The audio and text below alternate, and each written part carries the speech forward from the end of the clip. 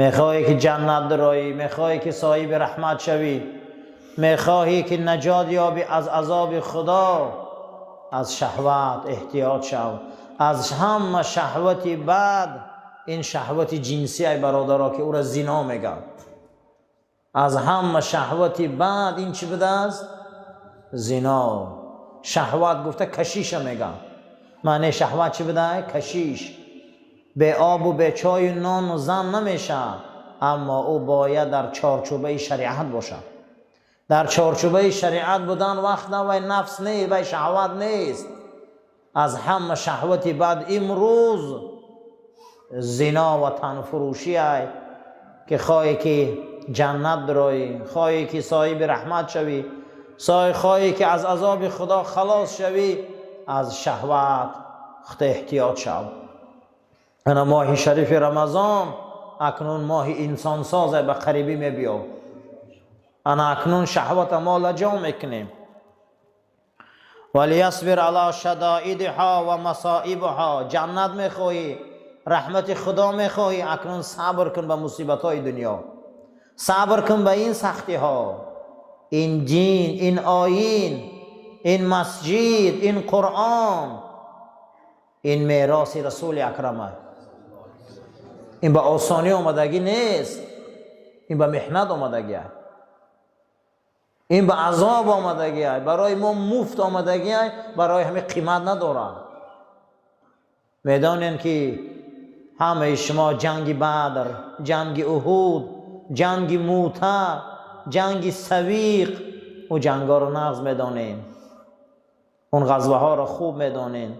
جنگ قادسیه رو نغز میدانین که مسلمان ها در زمین فارس 8,500 صحابه را دست دادن. شما اینا رو نغز میدانین. در جنگ یرموک مسلمان ها 12,000 صحابه را دست دادن. اسلام به زمین روم رفت، اسلام به قلب اروپا رفت، اسلام به خوارزمین آمد. فهمین که همه این ده محنت صرف شده بوده. این خیل خانه های گرم و این خیل مسجد، این خیل محراب به آسانی نیامده. این قرآن به آسانی نیامده.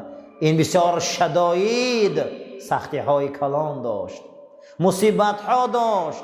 صحابه شب خواب نمی رفت، در زیر این برفا اونها حرکت میکردن، خواب برایشان حرام کردن. پوستینی راحت و گرمه از خودشان دور کردن. حتی در یک از غزوه ها وقتی که مسلمان ها زمین اندلس اسپانیا میدرایند، طارق ابن سعد در لب بحر نگاه میکنه و میبینه که اولین جنگ مسلمان ها در بحره، اولین جنگ مسلمان ها در بحره. طارق ابن سعد کشتی ها را میبیاره، میخواهند رومی ها که مسلمان ها را در بحر میان زمین بوغی کنند، اما نمیتونند. وقتی که بیرون میبراید طارق تمام کشتی ها را علو میزنه. سپاه اسلام آن روز 60,000 بود، سپاه کفر آن روز 200,000 بود. کشتی ها را علو میزنه و طرف تمام سپاهی ها میگه کشتی ها را دیده؟ میگم بله. میگه چیکار کردم؟ گفتن سوزاندی. گفت در پشت شما چیه؟ گفت بحر. گفت در پشتون چیه؟ گفت دشمن. گفت جای گریز نداره. شداید بالا بالای سرت میبیا. همین حالت ده میگه زنش ایدرون خیمه صدا کرد که طارق مدت 6 ماه میشه و که خیمه من نمیبیایی، مدت 6 ماه میشه و که بستری من نمیبیایی. تو چخیل جواب میتهی؟ و حضرت میخنده میگه یا در داخل شهر مدرید و میخریم، در همونجا اگر زنده و سلامت باشیم همونجا به خیمت میبیام، یا در جنت و میخریم. پناه به خدا. این قدر مصیبت در بین سر این قماندان عالم اسلام های باز انک دعوا میکنه که چوه پیش من نمیبیایی.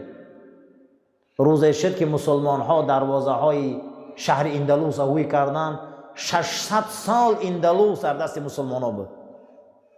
صبر میکنی، انم خیلی مصیبت ها بالای سرت میبیا، انم خیلی مصائب میبیا، اما رهی دین همینه.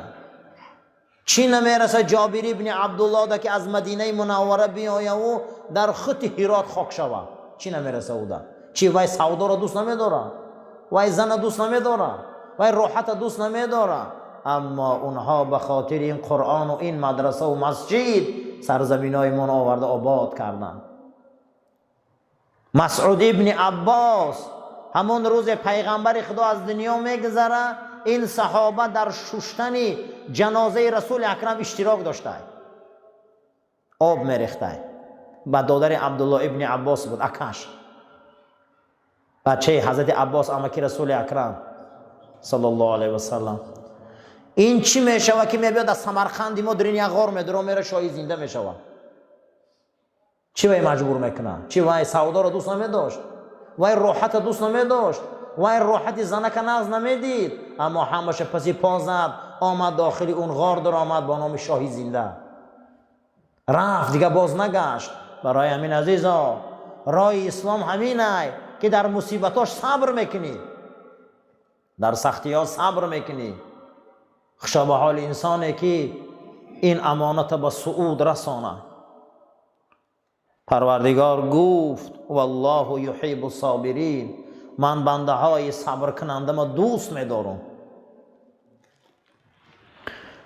و صبر علی اوجوهین، صبر چند قسم ده؟ صبر در طاعت خدا، صبر از حرام های خدا، صبر در مصیبت. نزدی بالای سری ما ده صدمه میزنه میبیا مصیبت، عزیزامون ای دست میتیم، زن ای دست میتیم، فرزندان میمرن، خانه میره، پول میره، پدر و مادر میره. سه تقسیم کرده امام غزالی صبر. کسی اگر در طاعت خدا صبر میکرده مثل شما بار اینکه چشماتون در خواب حلقه میزنه اونه که شما بداره، خدا روز قیامت درجه میداده 300 تا، هر درجه بین زمین و آسمان بوده. کسی در طاعت خدا صبر میکنه، کسی در طاعت خدا میان میبنده، کسی در این طاعت ها راست میایسته، کسی بیدار میکنه چشمشه دانه که این فردا 300 درجه میگرفته، هر درجه بین زمین و آسمان بوده. کسی به خاطر طاعت خدا بیدار خوابی میکشه، کسی از حرام خدا صبر میکنه، زنا، کاری گناه، کاری محارم، کاری افلاس میدانی وزبینه اما صبر پیشه میکنی. خداوند 600 درجه میداده، هر درجهش بین زمین تا آسمان هفتم بوده. کسی از حرام پرهیز میکنه. خشا به حال آدمایی که از حرام پرهیز میکنه. کسی که اگر مصیبت بالاش بیایه، یگان عزیز شاید دسته، زن شاید دسته، کودک شاید دسته، شوهر شاید دسته. صحابه میگه ابو طلحه میگه 10 بچه ما در خاک موندن، فرستاده خدا گفته 10 تا تخم کارید که روز قیامت سر میبردارن، میگن تا آتا و چم جنت ندرویم و جنت نمیدرویم.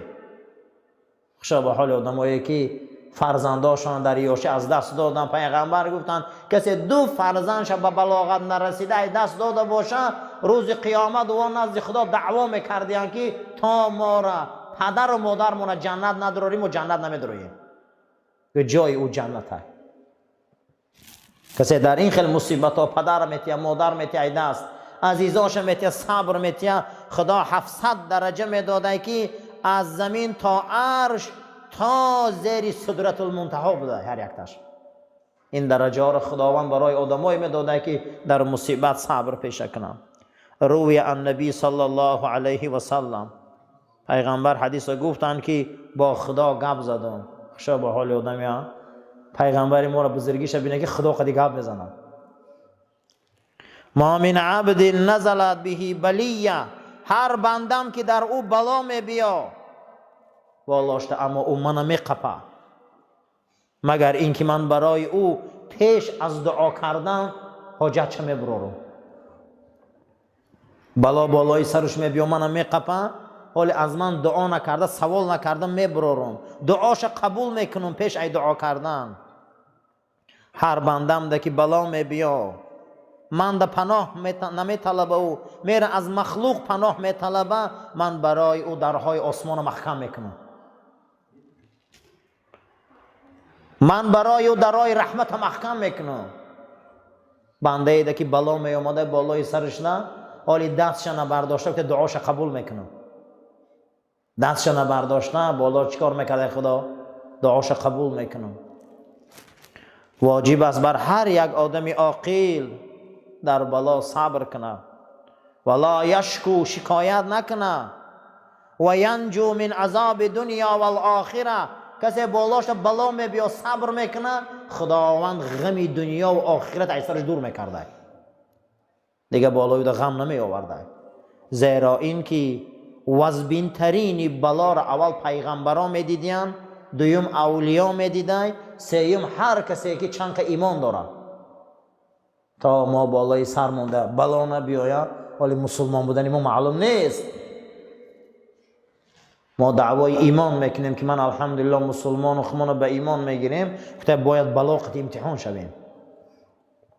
بلاقت چی شویم؟ امتحان شویم. قال الجنید البغدادی، حضرت امام جنید بغدادی گفت است که بلا و آفت چراغ اولیاء. بلا آفت چی بده؟ چراغ اولیاء. و خواب عاشقای خدا بده.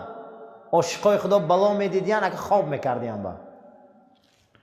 و صلاح مومنین بده، بالای سر مومنان بلا بیاید اصلاح میشدین.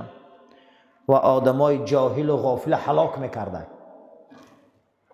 لا یجید احد حلاوة الایمان حتی یأتیه البلاء و یرضى و یصبر. ندیدم حلاوت ایمان، گفت جنید بغدادی، تا آدم ده بلا نبیاید طاقت نکنه و راضی نباشه. حلاوت ایمان ندیدم، گفتم مگر در همین چیز. خشا به حال آدمایی که در بلا طاقت میکنن، در بلا صبر میکنن، در بلا آفت مردانوار میستن. رسول ما صلی الله علیه و سلم دخترشان در تگ چادر بودن، زنی عثمان میمره، دویم دخترشان میتیان. از این فرزند به دنیا میبیا، این شم میمره، اون دخترشان هم میمرن، فرزندکاش میمرن. ابراهیم 2.5 ساله بود از دنیا میگذره. پدر در بطن مادر بودن از دست میتیان، مادرشان در 6 ساله بودن از دست میتیان، باباشان در 8 ساله بودن از دست میتیان. در وقتی پیغمبریش امکشان ابو طالب میتیان. حتی خدیجه مادرمون از دست میتیان. بالای سری مرده خدیجه در رسول اکرم رنگ کودک در بالای آچش گریه میکنه که گریه کرده، که این خیلی مشفق، این خیلی مهربان زنگو مای دست دادم، اما با دین پیش بود، اما مقصد در رسان. مصیبت نمینه عزیزا، بالای سر طاقت میکنی.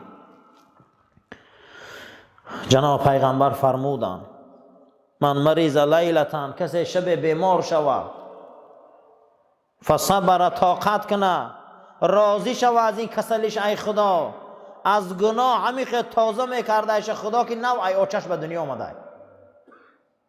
پیغمبر خدا رو میپرسن که حضرت فلانی صحابه کسلش وزبینه، گفته خدا او را پاک کرده.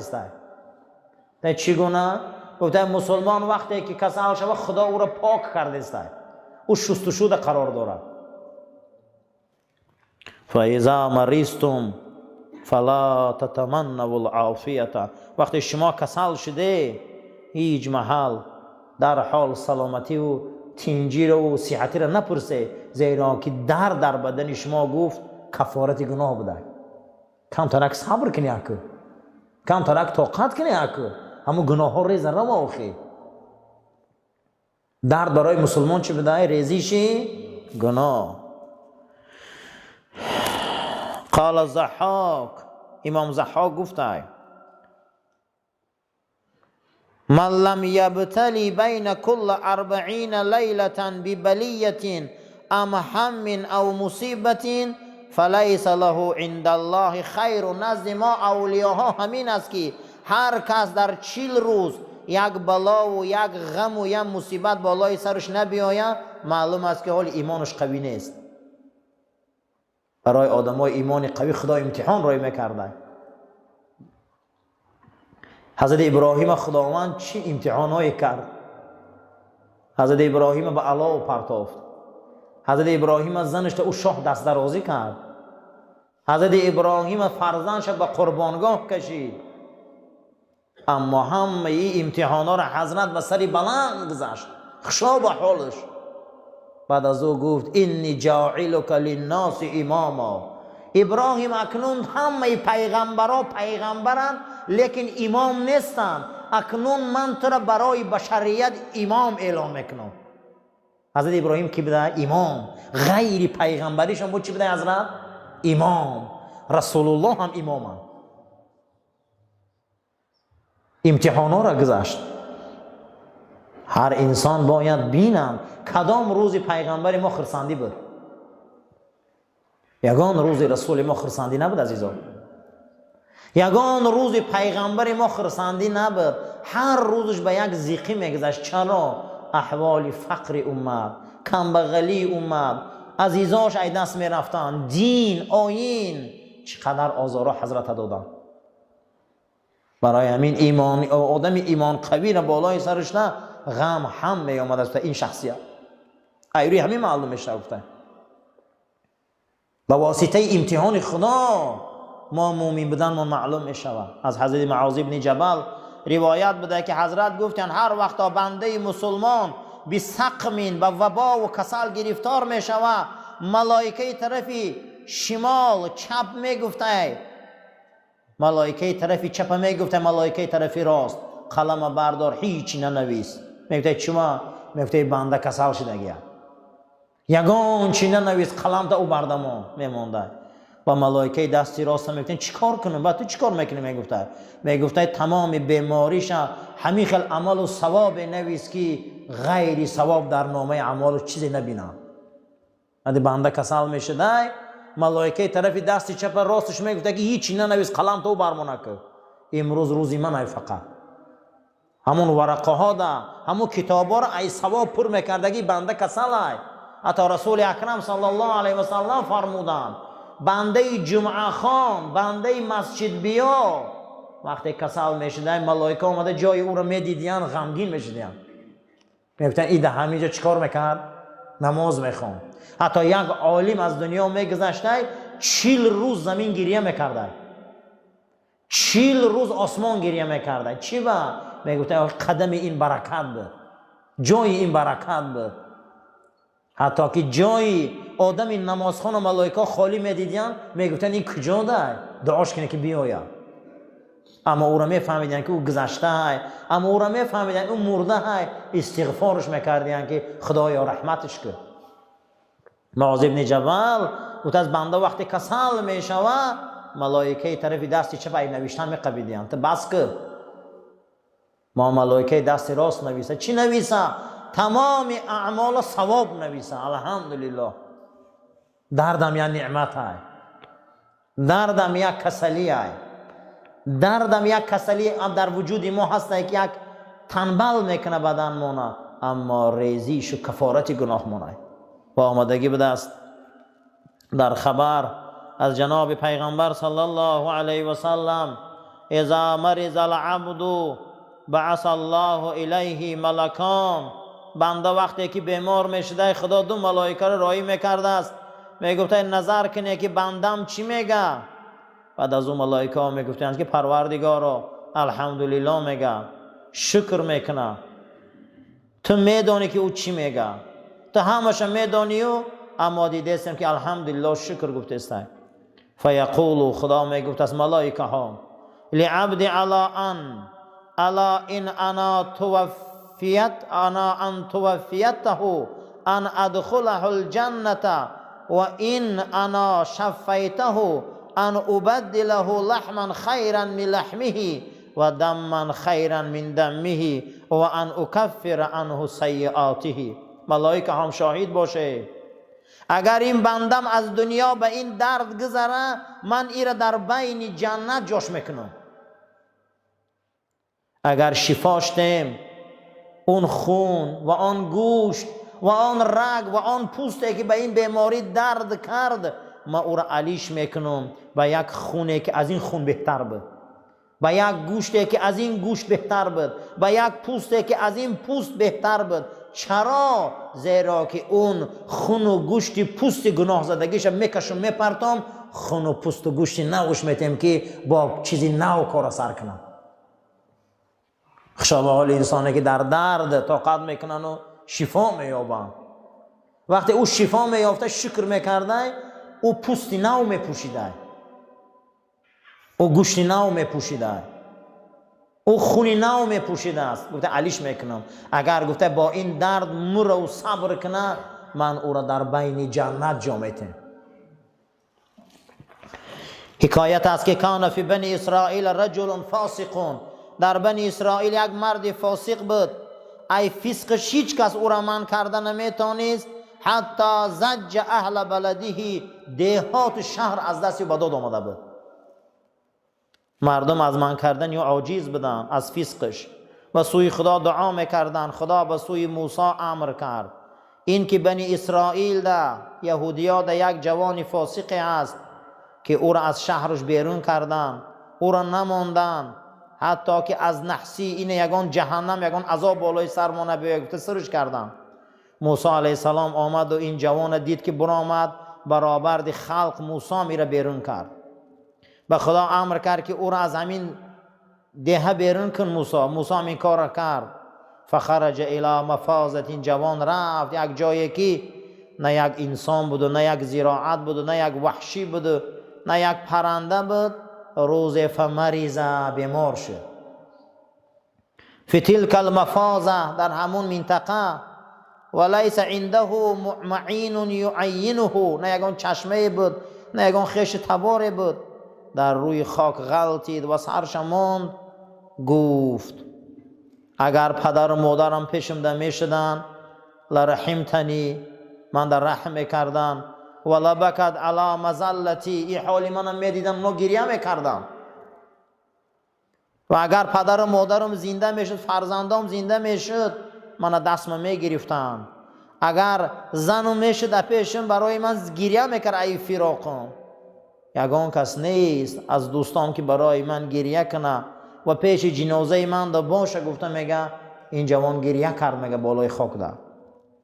ولا قالو، بعد گفت پروردگارا من مغفرت کن، منی غریب بخش، منی ضعیف بخش، منی عاصی گناهگار بخش، منی فاسق بخش، منی مطرود از رحمت خدا دور شده را بخش.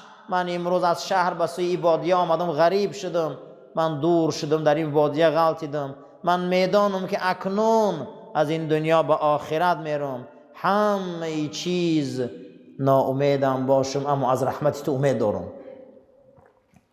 پروردگارا از من قطع کردی، گو پدرم، مادرم، فرزندم، زنم، زوجم، همش دور کردی، لیکن از من رحمت قیچی نکن. من از رحمت تو امید دارم. فإنك احرقت قلبی یفارقهم، از جدای اونها دلای من میسوزه، لیکن میترسم خدایا گفت با گناهت با گناهم در جهنم من نسوزم. از دوری اونها من سوختم، لیکن نمیخوام که جهنمت سوزم. بعد از او خدا میگه حورها را رایی کرد، بالای سرش تا آمدن، یکی به صورت مادرش، یکی به صورت زنش، یکی به صورت فرزنداش، یکی به صورت پدرش. دید حیران شد، همین صحنه رو دید میگه حیران شد. و ملکا علی صفت والده و جلسوا عنده، و بالای سرش شیشتن و نوازش کردن، گریه کردن، میگه همینو. بعد از او گفت میگه امر شد که این پدرت، این مادرت، این از جفتت، این فرزندات همش در پیش تو آمدین. چی با آمدن؟ تو برای که صدقاً گریه کردی، توبه کردی که من ای رحمتت امید دارم. امروز تو به رحمت خدا پیوستی و من تو را بخشیدم.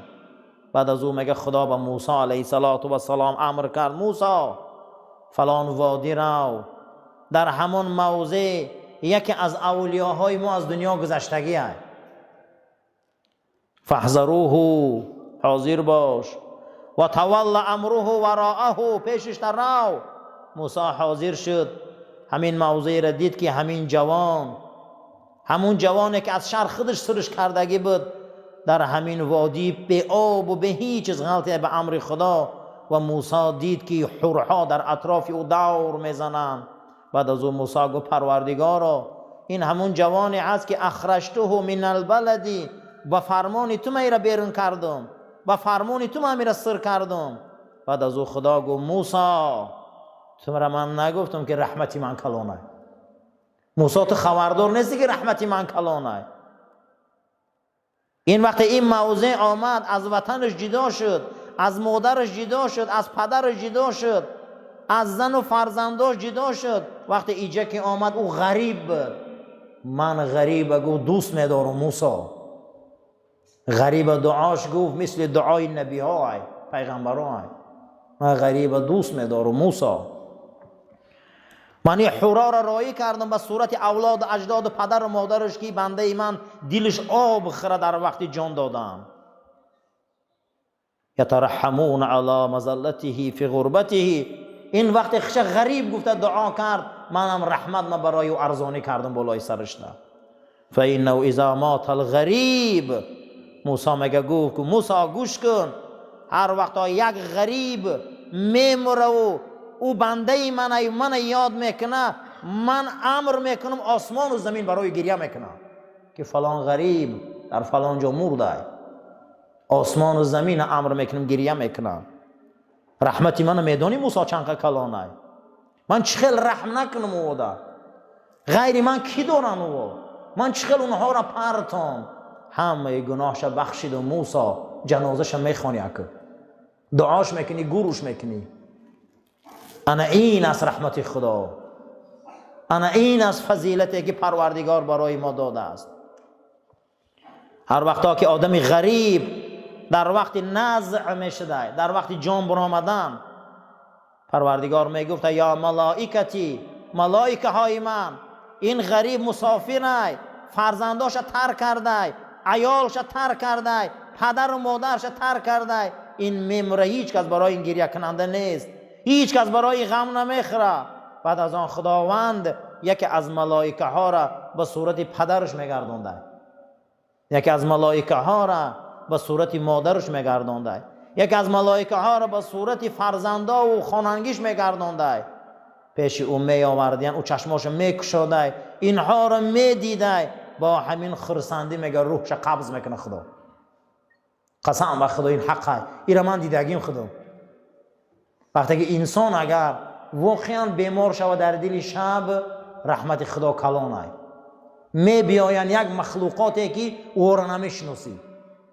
این در تورات آمده بود است که موسی اگر یک غریب کسل شود، او وقتی که آه میکشه و من یاد میکنه، من ملائکه رایی میکنم که او را دور میزنن گردشته. من ملائکه را رایی میکنم که او را یاردم میکنم. آیا در جنگ بعد رسول اکرم ملائکه یاردم کردن؟ در جنگ احد یاردم کردن؟ ما اگر بنده خدا باشه ملائکه ما را یاردم میکنم، میبیایم. ایرا خصوصا من در شاهدی زندگی خودم دیدگیم، قسم به خدا. وقتی بیمار میشه انسان، شب شکایت میکنه به درگاه خدا، قسم به خدا این نیروی آسمانی را میبینم، با چشم سر میبینم، چخیل میبیاین یاردم میکنم. این در تورات آمده بود است. بعد از آن هر وقتا که جنازه او بیرون برایم، یشیعونها، من چنان جنازه او را نورانی میکنم، و یدعو له، چنان یدعون له، دعوت میکنم ملائکه ها را که بیایه بیایه جنازه این